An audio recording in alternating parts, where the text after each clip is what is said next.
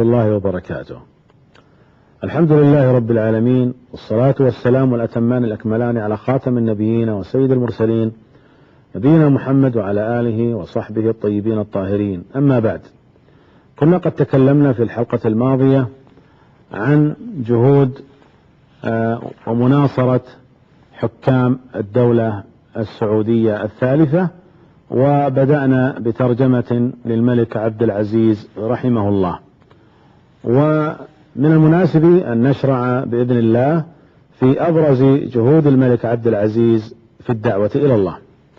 أول هذه الجهود قيام الدولة على الكتاب والسنة وتحكيم الشريعة في كل شؤونها، وفي ذلك يقول رحمه الله: إن اعتصامي بالله وسيري على الطريقة المحمدية واقتدائي بعلماء المسلمين يدعوني إن شاء الله لعدم الجموح بالنفس، وقد عاهدت الله على ثلاث: أولا الدعوة لكلمة التوحيد وتحكيم الشريعة في الدقيق والجليل، وثانيا الأخذ على يد السفيه وتحكيم السيف فيه، وثالثا الإحسان للمحسن والعفو عن المسيء.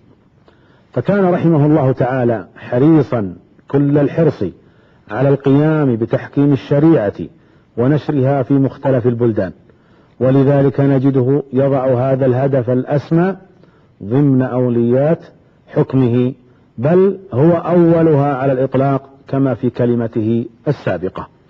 ويدل على ذلك أيضا وصيته لولي عهده الملك سعود بقوله: واعلم أننا نحن آل سعود ما أخذنا هذا الأمر بحولنا وقوتنا، وإنما من الله به علينا بسبب كلمة التوحيد لا إله إلا الله محمد رسول الله. ويقول الملك عبد العزيز رحمه الله: إن كتاب الله ديننا ومرجعنا، إن كتاب الله ديننا ومرجعنا، وسنة رسول الله صلى الله عليه وسلم دليلنا، وفيها كل ما نحتاجه من خير ورشاد، ونحن من جانبنا سنحرص إن شاء الله كل الحرص على إقامته واتباعه وتحكيمه في كل أمر من الأمور. ويتحدث المستشرق أو أحد المستشرقين بقوله: ليكن أكيدا لديك. ويحدث رحمه الله أي الملك عبد العزيز المستشرق دو جوري بقوله: ليكن أكيدا لديك أن منطقي وعقلاني في كل شيء، أني منطقي وعقلاني في كل الأشياء، لكل حالة حكمها وأسلوب التعاطي معها، باستثناء الحالة التي يمس بها ديني. والله إنه هنا في صدري وبدونه أموت، لا شيء يأخذه مني، ورب السماوات أقسم على ذلك. انتهى كلامه رحمه الله. مما يعكس شدة تمسكه رحمه الله تعالى بتحكيم الدين وتنفيذ حدوده وأوامره وتطبيق شعائره. وقد وضع رحمه الله الأسس التي تقوم عليها هذه الدولة، وأصدرها في 16 من شهر صفر لعام 1345 من الهجرة.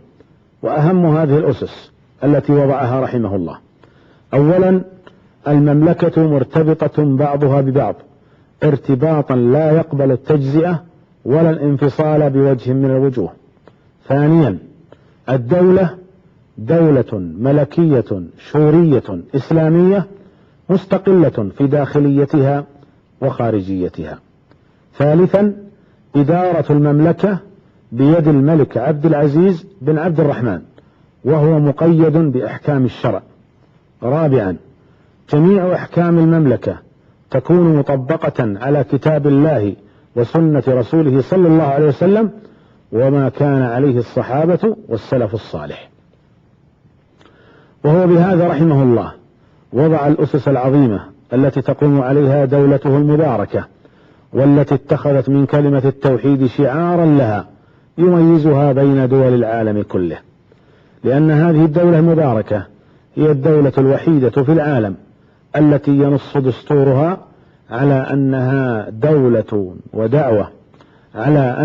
دولة دعوة ودولة أمر بالمعروف ونهي عن المنكر وتحكيم للشريعة الإسلامية، والتي تعد مصدرا وحيدا للتشريع فيها، وما ذاك إلا لامتثال قادتها منذ عهد الملك عبد العزيز رحمه الله بهدي الشريعة وأوامرها.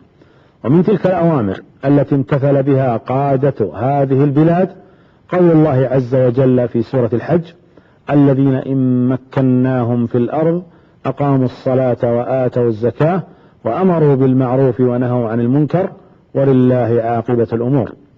فهذه الشروط الأربعة التي اشترطها الله تعالى على من آتاه الملك وغيرها مما جاءت به الشريعة هي عماد يعتمد ويرتكز عليها، خاصة دستور هذه البلاد المباركة ولله الحمد حرصا من قادتها وولاة الأمور فيها على ذلك، وعونا ونصحا من العلماء والدعاة المخلصين للسير إلى ما فيه الخير والصلاح للجميع. ومن أعظم إنجازات الدولة السعودية المباركة إقامة الحدود الشرعية، لأنه لا معنى لتحكيم الشرع دون تنفيذ أحكامه وأوامره، ولذلك نجد أن قيامه بهذا الأمر ساعد كثيرا على نشر الأمن واستتبابه في أرجاء البلاد التي كانت مسرحا للفتن والاضطرابات قبل عهده رحمه الله. ثانيا، الاهتمام والحرص على التمسك بدعوة الإمام محمد بن عبد الوهاب رحمه الله والعمل على نشرها وإزالة الشبه عنها، فهذه من أهم الجهود التي قام بها الملك عبد العزيز رحمه الله.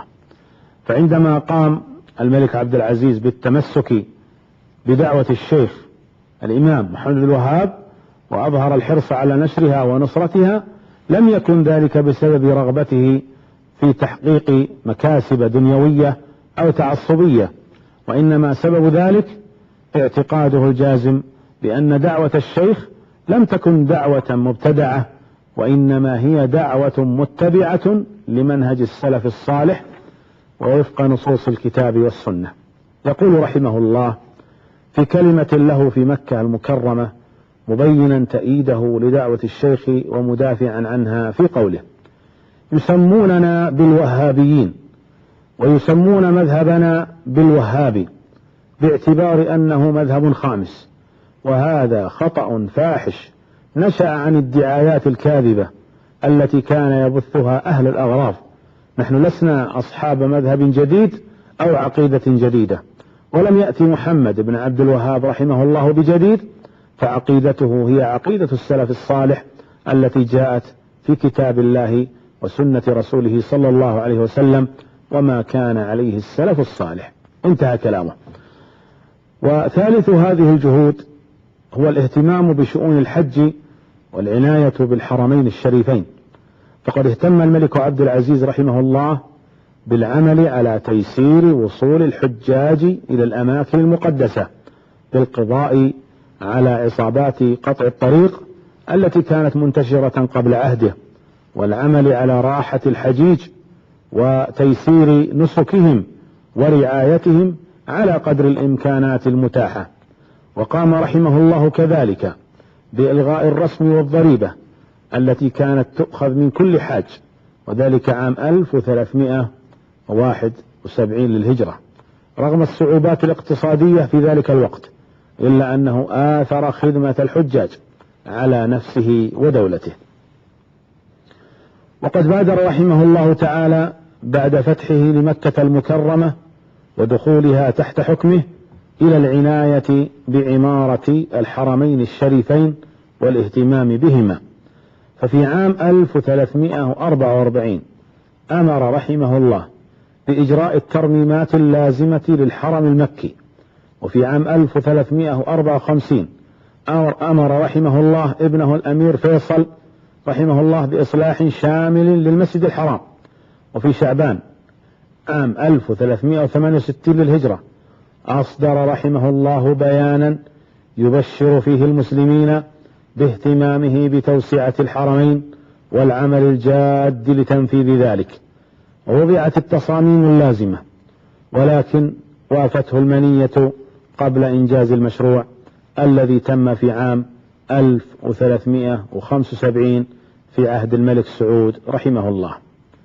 ومن أعماله في هذا المجال أيضا جمع المصلين في المسجد الحرام خلف إمام واحد سنة 1345 للهجرة، حيث كان الناس يصلون في مقامات 4، كل خلف الإمام الذي يوافق مذهبه، فكانت تقام في كل صلاة 4 جماعات تبعا لهذه المقامات، فجمع رحمه الله المصلين خلف إمام واحد توحيدا لكلمة المسلمين وجمعا لقلوبهم واقتداء بهدي النبي صلى الله عليه وسلم. أيضا أمره رحمه الله بصنع باب جديد للكعبة المشرفة عام 1366 للهجرة. أيضا من جهوده رحمه الله إنشاء أول نواة لهيئة الأمر بالمعروف والنهي عن المنكر، وذلك عندما قام رحمه الله بتعيين الشيخ عبد العزيز بن عبد اللطيف آل الشيخ رحمه الله محتسبا في الرياض، وكان ذلك بعد فتح الملك عبد العزيز للرياض. وقام أيضا بإعانته ببعض طلبة العلم آنذاك وبعض مواليه، ومما ساعدهم في أداء مهامهم تأييد الملك عبد العزيز رحمه الله لما يقومون به من أعمال التي لم تقتصر على الاحتساب في المنكرات، بل ومع ذلك يقومون بإقامة الحدود في بعض المنكرات ويجلدون عليها بتفويض من ولي الأمر لثقته فيهم. وبعد فتح مكة عام 1343 للهجرة قام الملك عبد العزيز بتعيين محتسبين فيها يقومون بالأمر بالمعروف والنهي عن المنكر، وأوكل لهم بعض المهام التي يقومون بها، ومن أبرزها إلزام الناس بالمحافظة على الصلوات مع الجماعة ومحاربة المنكر وأهله. ثانيا جباية الزكاة وصرفها في مصارفها الشرعية. ثالثا منع أي مظهر يتنافى مع طبيعة الصيام، وذلك في شهر رمضان. رابعا تأديب من وجد منه غش أو خيانة في المكاييل والموازين. خامسا النظر في الأوقاف وإيصالها إلى مستحقيها وفق نص الواقف إذا لم يتعارض مع الضوابط الشرعية، فكان رحمه الله تعالى ببيانه اختصاصات الهيئة هذه هو أول ولاة الأمر السعوديين في أدوارها الثلاثة من حيث تنظيم ولاية الحسبة بشكل رسمي، مما يعكس الاهتمام الكبير في كل ما يتعلق بالدين وأوامره وشعائره. من جهوده أيضا رحمه الله اهتمامه الكبير بجانب القضاء والأنظمة القضائية وكذلك المحاكم، فقد حرص رحمه الله على استناد القضاء على الكتاب والسنة، وحرص أيضا على إخضاع جميع القوانين التي كانت تسن في الدولة للشرع وأحكامه، لإيمانه العميق بأن الإسلام نظام صالح لكل زمان ومكان، وفيه العدالة والنزاهة والإنصاف. ونتيجة لذلك الاهتمام بالمحاكم فقد بلغت في وقته رحمه الله أكثر من 120 محكمة في مختلف مدن البلاد وقراها.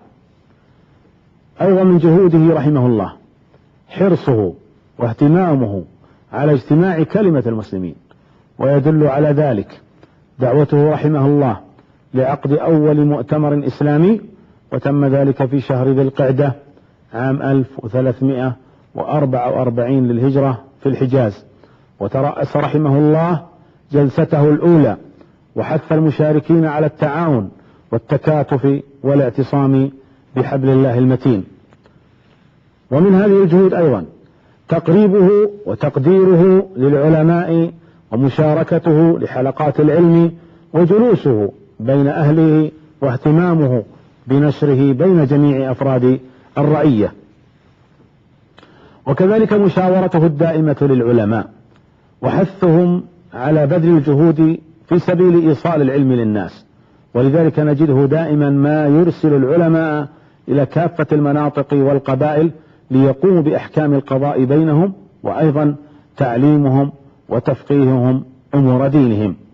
وقد حرص الملك عبد العزيز رحمه الله على نشر العلم والحث على اكتسابه وتسهيل ذلك للرعية، حيث كان التعليم قبل عهده وفي بدايته معدوما أو نادرا في البلاد، فقد كانت هناك اجتهادات فردية من بعض العلماء والمتعلمين، وتقتصر على تعليم القرآن الكريم في الكتاتيب ومبادئ الدين والكتابة والحساب، ولم يكن يتوجه لطلب العلم قبل عهد الملك عبد العزيز إلا قلة قليلة من التلاميذ نظرا للصعوبات المعيشية، حيث كانت الأسر تأمل من أبنائها أن يساعدوها في مواجهة ذلك دون حثهم على العلم والتعلم. ولكن بعد إرساء الملك عبد العزيز لقواعد حكمه كان من أوائل اهتماماته نشر العلم، باعتباره ضرورة من ضرورات الحياة، وليتمكن الناس من عبادة الله تعالى على الوجه الصحيح.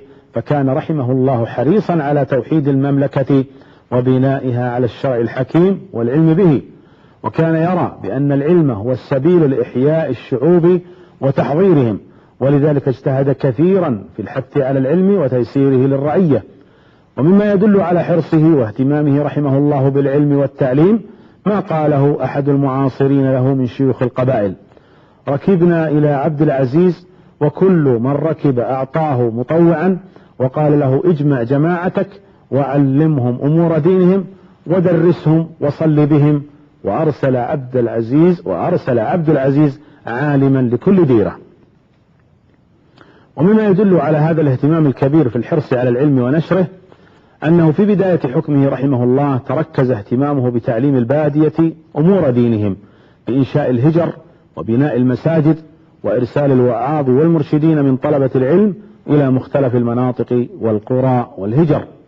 وأيضا بعد فتح مكة المكرمة قام رحمه الله بإنشاء مديرية المعارف، وكان ذلك سنة 1344، ليكون الاهتمام بالعلم عن طريق جهة مسؤولة تتولى تنظيمه والتوسع فيه. وأيضا في عام 1346 للهجرة تشكل أول مجلس للمعارف، وجاء في قرار إنشائه أن عليه وضع نظام تعليمي للحجاز يلزم بمراعاة توحيد التعليم والسعي لجعل التعليم الابتدائي إجباريا ومجانيا. يقول الدكتور محمد الرشيد: يتضمن هذا القرار 3 وقفات تستحق التقدير وتدل دلالة واضحة على الاهتمام بالتعليم: أولها توحيد التعليم في البلاد، وثانيها السعي إلى جعل التعليم الابتدائي إجباريا، وهذا مفهوم متقدم جدا ليس فقط في الحجاز وشبه الجزيرة العربية بكاملها بل والدول المجاورة في ذلك الوقت. وثالثا السعي إلى جعل التعليم الابتدائي مجانا مع ضعف الإمكانات المادية والبشرية في ذلك الوقت، مما يدل على الرؤية الواضحة لأهمية العلم والتعليم لدى قيادات هذه الدولة المباركة حتى في أوقات الشدة. وبعد فترة تحولت المديرية مع اتساع التعليم إلى وزارة المعارف في ربيع الثاني عام 1373 للهجرة، أي بعد وفاة الملك عبد العزيز رحمه الله بشهر تقريبا، وكان الملك فهد أول وزير لها.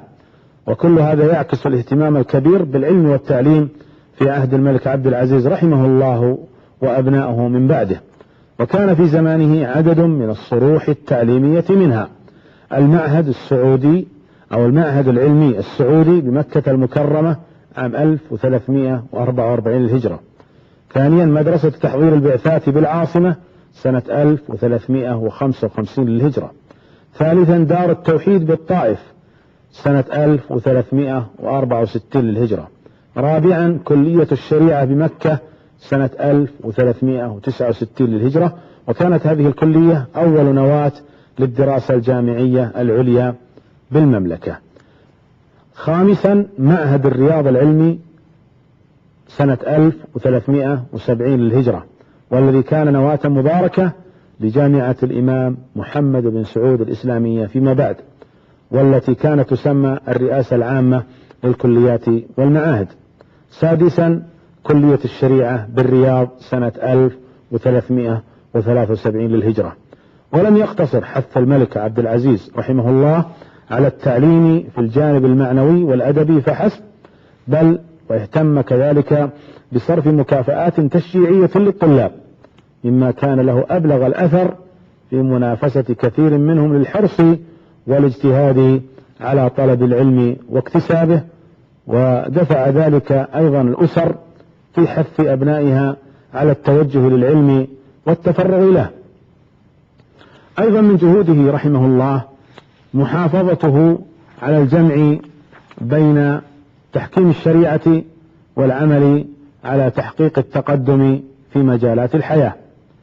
ويؤثر عنه رحمه الله قولته القوية: لنا ديننا ولكم آلياتكم، وذلك عندما ناقشه السفير الأمريكي في المملكة ويليام إيدي حول عدم إمكان التقدم التقني مع التشدد الديني، فرد عليه الملك عبد العزيز رحمه الله بأن التقدم الآلي والتقني لا ينافي التمسك بالدين، ويمكن الجمع بينهما على خلاف ما هو متبع في الثقافة الغربية القائلة بضرورة اتخاذ منهج العلمانية مبدأ للحكم عندهم، ويرون بأن الدين والعلم لا يجتمعان.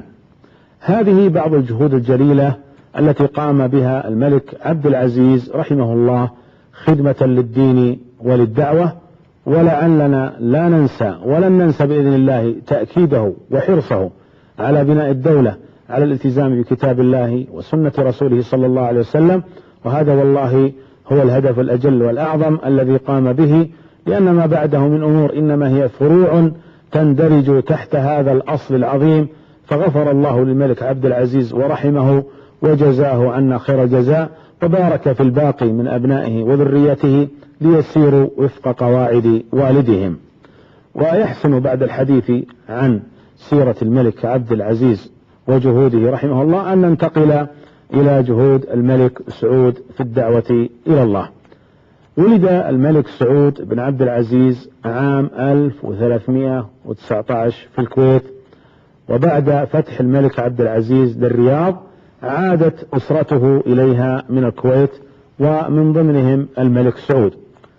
تلقى رحمه الله مبادئ القراءة والكتابة والعلوم الدينية على يد عدد من علماء نجد، واستفاد كثيرا من مدرسة والده الملك عبد العزيز رحمه الله ومن نصائحه وتوجيهاته، وتولى بعض ممارسات في الحكم منذ صغره، فقاد الحملة على حائل عام 1339، وشارك في إدارة شؤون المنطقة الوسطى، وصار وليا للعهد في عام 1352 للهجرة. وبعد وفاة والده الملك عبد العزيز تولى الحكم في شهر ربيع الأول سنة 1373 للهجرة. ونتيجة للتقدم الحضاري فقد أنشئت في عهده بعض الوزارات مثل وزارة المعارف والزراعة والتجارة والمواصلات، واستمر رحمه الله في الحكم حتى عام 1384 عندما بويع الملك فيصل رحمه الله بالحكم. وأبرز جهود الملك سعود رحمه الله في الدعوة إلى الله كثيرة، نذكر منها على سبيل المثال، وهو ما سيكون إن شاء الله موضوع حلقتنا في الحلقة القادمة: أبرز جهود الملك سعود في الدعوة إلى الله سبحانه وتعالى. حتى ذلك الحين أستودعكم الله، وإلى اللقاء، والسلام عليكم ورحمة الله وبركاته.